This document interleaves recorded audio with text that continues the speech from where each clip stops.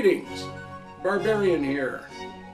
You'll notice I'm not in my everyday working clothes. That's because I'm here at the Schooniversity where I'm a part-time professor of trade, or sometimes referred to as economics.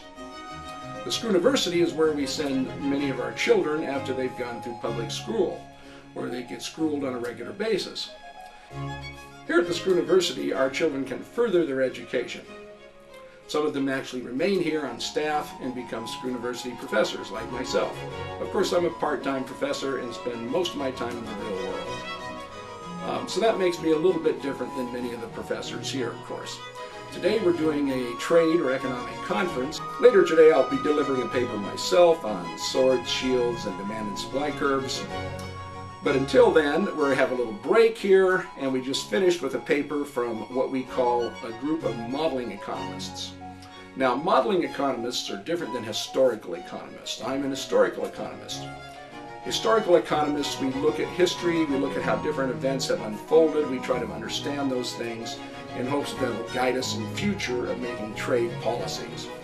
Modeling economists tell us that the history is not important, that it probably never took place, and that they can model things so that there will be changes in the future that will follow a plan. And they're quite insistent that they can do this. Now, from the real world, we know, of course, that there are so many variables involved that modeling is never accurate unless you know what the ending should be and you can tweak the modeling inputs to come up with the ending that you'd like to see. But these modeling experts and economists have decided to review history in a different way than historical economists do. In fact, they just presented a paper explaining that what we sometimes call the Great Depression was actually not the Great Depression. In fact, it didn't happen at all. They've explained to us that it was basically a Hollywood event, staged to help Americans and other barbarians see that the world would be a better place, a happier place, if they were allowed to manipulate the model of the real world instead of just the models on their computers. If they could decrease production, decrease food output, decrease clothing output and housing output, if they could decrease all of these outputs and they could decrease jobs by, say, 30 or 40%, then families would be much closer together. Well, during the Great Depression, they certainly were. They sometimes lived 2 and 3 and 4 families per household, simply because production was so low that they couldn't afford to pay the rent on one home per family. There were also warm and fuzzy moments during the Great Depression, or what they term as the Golden Age of American history.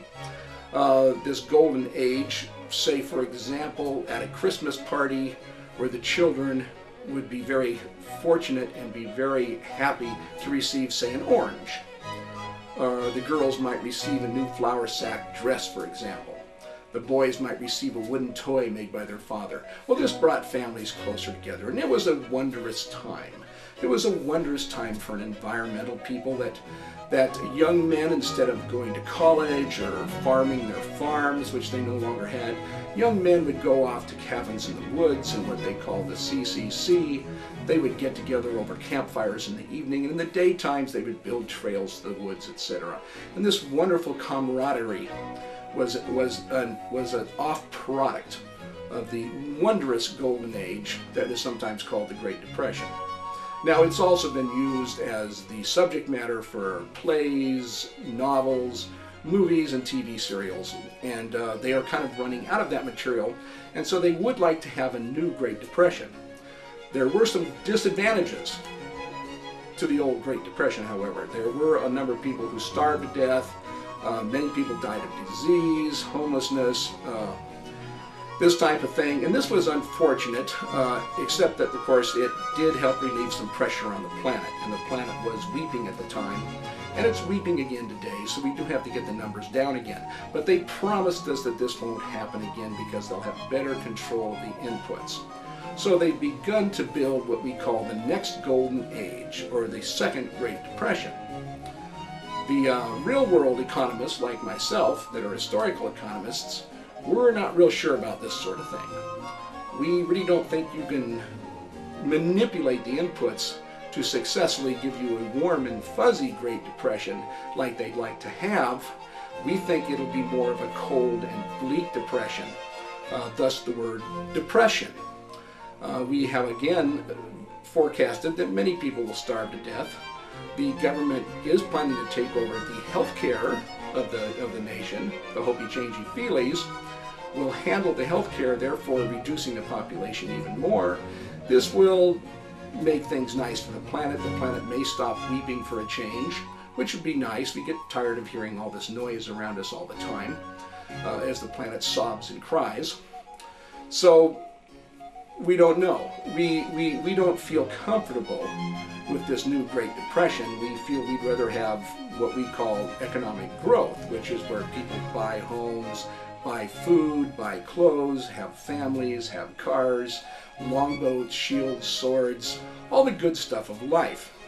The Great Depression will probably take that all away from us, but it will be warm and fuzzy. Is that a good thing? Well, we'll find out, won't we? Until then, break's almost over. The next paper's about to be read. So this is the Barbarian, over and out. We'll see you on the next video. And I'm promising you it will be a special one. We have dancers rehearsing for it even now. It should be a very special film. Hope you'll enjoy. Barbarian, over and out.